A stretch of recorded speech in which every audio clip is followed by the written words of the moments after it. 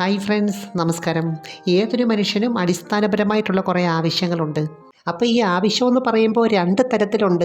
ഒന്ന് നമ്മുടെ നിലനിൽപ്പിന് വേണ്ടിയിട്ടുള്ളതും മറ്റൊന്ന് നമ്മുടെ ആഗ്രഹങ്ങൾക്ക് വേണ്ടിയിട്ടുള്ളതും. അപ്പോൾ പ്രായത്തിനും സാഹചര്യത്തിനും അനുസരിച്ച് അതിനകത്തുനിന്ന് കിട്ടുന്ന സംതൃപ്തിക്കും വ്യത്യാസമുണ്ട്. ഇപ്പം രണ്ട് പങ്കാളികൾ തമ്മിലുള്ള ബന്ധത്തിൻ്റെ അടിസ്ഥാനം എന്ന് പറയുന്നത് തന്നെ ഏതോ തരത്തിലുള്ള ആകർഷണമാണ്. അപ്പോൾ ഇന്ന് ഞാൻ പറയുന്നത് ലൈംഗികതയിൽ പങ്കാളികൾ പെരുമാറേണ്ട ചില രീതികളെക്കുറിച്ചും ലിംഗത്തിൻ്റെ ചില പ്രത്യേകതകളെക്കുറിച്ചുമാണ്. അതിനു മുമ്പ് ഈ ചാനൽ ആദ്യമായിട്ട് കാണുവാണെങ്കിൽ ഒന്ന് ലൈക്ക് ചെയ്യണം, സബ്സ്ക്രൈബ് ചെയ്യണം, ഷെയർ ചെയ്യണം കേട്ടോ. ഇപ്പോൾ ഏത് കാര്യം ചെയ്യുമ്പോഴും അതനുസരിച്ചുള്ള ഊർജം പ്രവർത്തിക്കേണ്ടതായിട്ടുണ്ട്. ഒരു വ്യക്തിയെ സംബന്ധിച്ച് അവൻ്റെ വ്യക്തിത്വത്തിൻ്റെ അല്ലെങ്കിൽ ആരോഗ്യത്തിൻ്റെ സൂക്ഷ്മമായിട്ടുള്ളൊരു റിസൾട്ടാണ് ഈ സമയത്ത് നമുക്ക് കാണാൻ സാധിക്കുന്നത്. കാരണം മറ്റൊന്നുമല്ല, ഇത് ശരിയായ രീതിയിൽ ആസ്വദിക്കണമെന്നുണ്ടെങ്കിൽ ഫിസിക്കൽ ബോഡിയും മെൻ്റൽ ബോഡിയും ശരിയായ രീതിയിൽ പ്രവർത്തിക്കേണ്ടതായിട്ടുണ്ട്. രണ്ടു പേരും ഷെയർ ചെയ്യുന്നുണ്ടെങ്കിലും ഇതിനകത്ത് സ്ത്രീ ആസ്വദിക്കുന്ന രീതിയും പുരുഷൻ ആസ്വദിക്കുന്ന രീതിയും വ്യത്യാസമാണ്. അതുകൊണ്ട് തന്നെ ഇതിനകത്ത് രണ്ടു പേർക്കും വരാവുന്ന ചില പ്രശ്നങ്ങൾക്കും വ്യത്യാസമുണ്ട്.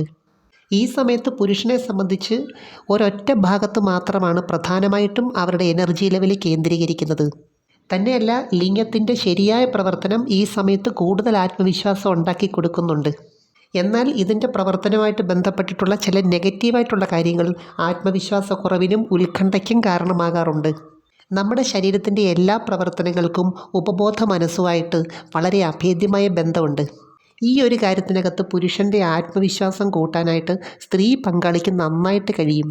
ഇവിടെ പുരുഷൻ്റെ ഏറ്റവും പ്രധാനപ്പെട്ട ആത്മവിശ്വാസം എന്ന് പറയുന്നത് പങ്കാളിക്ക് അവനോടുള്ള താല്പര്യമാണ്. അതിവൻ മനസ്സിലാക്കുന്നത് ഈ സമയത്ത് മാത്രമുള്ള റെസ്പോൺസ് അല്ല, ഇതെല്ലാം കഴിഞ്ഞതിന് ശേഷമുള്ള ചില സംസാര രീതികൾ, പ്രതികരണങ്ങളൊക്കെ ഉണ്ടല്ലോ, അതിൽ കൂടിയൊക്കെ അവന് ബോധ്യപ്പെടും എത്രത്തോളം അവനിൽ താല്പര്യമുണ്ട് അല്ലെങ്കിൽ ആകർഷണമുണ്ടെന്ന്. എന്ന് വെച്ചാൽ സ്ത്രീ പങ്കാളി ഇതിനകത്ത് സംതൃപ്തയാണെങ്കിൽ അവർ വീണ്ടും ഒരു ബന്ധപ്പെടലിൽ താല്പര്യം കാണിക്കും. തന്നെയല്ല, അതിനുവേണ്ടി മുൻകൈ എടുക്കുകയും ചെയ്യും.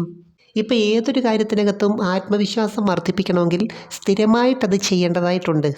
തന്നെയല്ല, ഏത് സമയത്ത് ചെയ്യുമ്പോഴും പൂർണ്ണമായിട്ടുള്ളൊരു സംതൃപ്തി കിട്ടണമെന്നില്ല, പ്രത്യേകിച്ചും സ്ത്രീ പങ്കാളിക്ക്. അതുകൊണ്ടാണ് ഞാൻ പറഞ്ഞത് രണ്ടു പേരുടെ ആസ്വാദന രീതിക്ക് വ്യത്യാസമുണ്ട്. സ്ത്രീകളെ സംബന്ധിച്ച് എല്ലാ പ്രാവശ്യവും രതിമൂർച്ചയിലെത്തുന്നില്ലെങ്കിലും ചില കാര്യത്തിനകത്ത് അവർക്കൊരു സംതൃപ്തിയുണ്ട്. അതിനകത്ത് ഏറ്റവും പ്രധാനപ്പെട്ട കാര്യം സ്നേഹിക്കുന്ന പുരുഷനെ ഈ ഒരു കാര്യത്തിനകത്ത് പൂർണ്ണമായിട്ടും തൃപ്തിപ്പെടുത്താൻ പറ്റുന്നുണ്ടോ എന്നുള്ളതാണ്. ചില പങ്കാളികളെ സംബന്ധിച്ച് തുടക്കത്തിലുള്ള പ്രത്യേക രീതിയിലുള്ള ചുംബനങ്ങൾ അവരെ നന്നായിട്ട് മൂടാക്കുന്നുണ്ട്. എനിക്ക് തോന്നുന്നു ഈ ഒരു കാര്യത്തിനകത്ത് പങ്കാളിയോടുള്ള സ്നേഹവും ആകർഷണവും പിന്നെ അവരെ മാത്രം ആശ്രയിച്ചുള്ളൊരു രീതിയുണ്ടല്ലോ ഇതിനകത്ത്, അത് മാത്രം മതി പെട്ടെന്ന് മൂടാകാൻ. എന്നാൽ ഈ ഒരു കാര്യത്തിനകത്ത് ഓൾട്ടർനേറ്റീവായിട്ടുള്ള എന്തെങ്കിലും കാര്യങ്ങളുണ്ടെങ്കിൽ മനസ്സ് പല കണ്ടീഷൻ വെക്കും.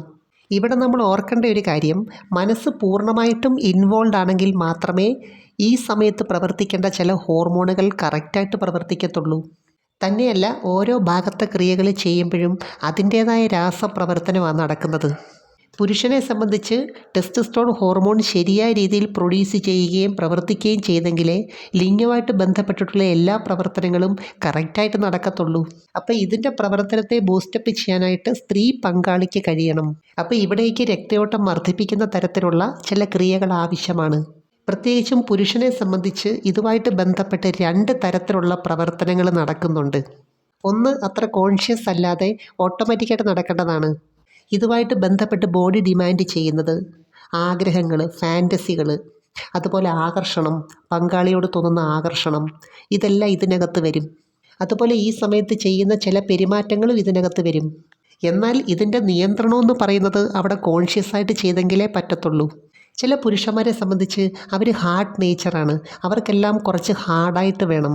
കൈപ്പത്തി പൂർണ്ണമായിട്ട് ഉപയോഗിച്ച് കുറച്ച് ഹാർഡായിട്ട് പ്രസ് ചെയ്യുമ്പോൾ ബ്ലഡ് സർക്കുലേഷൻ നന്നായിട്ട് വരുന്നുണ്ട്.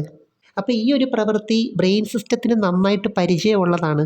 അതുകൊണ്ട് തന്നെ ഈ സമയത്ത് അത് കൂടുതൽ ഹാർഡാക്കാനുള്ള സിഗ്നൽ കൊടുക്കുന്നുണ്ട്. അപ്പോൾ ഇതിനകത്താണെങ്കിലും എപ്പോഴും ഒരു ക്രിയ തന്നെ ചെയ്തുകൊണ്ടിരിക്കുന്നതിന് പകരം മാറി മാറി ഓരോന്ന് ചെയ്യണം. അതുപോലെ ആലിംഗനമാണെങ്കിലും ചുംബനമാണെങ്കിലും പലതരത്തിലുള്ള രീതി അഡോപ്റ്റ് ചെയ്യാം. ഈ സമയത്തും പലതരത്തിലുള്ള സങ്കല്പം ബോധപൂർവം കൊണ്ടുവരാം. അത് ഓരോരുത്തർക്കും വ്യത്യാസമാണ്. അപ്പോൾ ഫോർപ്ലേക്കകത്ത് തന്നെ ആദ്യത്തെ ആ സംതൃപ്തി കിട്ടുവാണെങ്കിൽ അവിടെ പുരുഷൻ്റെ ജോലി കുറച്ചുകൂടെ എളുപ്പമാണ്. അപ്പോൾ ഇവിടെ ഓർക്കേണ്ട ഒരു കാര്യം, ആദ്യം സ്ത്രീ പങ്കാളിക്ക് അതിൻ്റേതായ പരിഗണന കൊടുത്തിട്ട് വേണം ബാക്കി പറയുന്ന ഈ കാര്യങ്ങളൊക്കെ ചെയ്യാൻ. എനിവേ, നമുക്ക് മറ്റൊരു വീഡിയോയുമായി വീണ്ടും കാണാം. അപ്പോൾ ചാനൽ സബ്സ്ക്രൈബ് ചെയ്യാൻ മറക്കരുത്, ലൈക്ക് ചെയ്യണം, അയക്കാൻ പറ്റുന്ന കൂട്ടുകാർക്കൊന്ന് അയച്ചു കൊടുക്കണം കേട്ടോ. Thanks for watching. See you next time. By.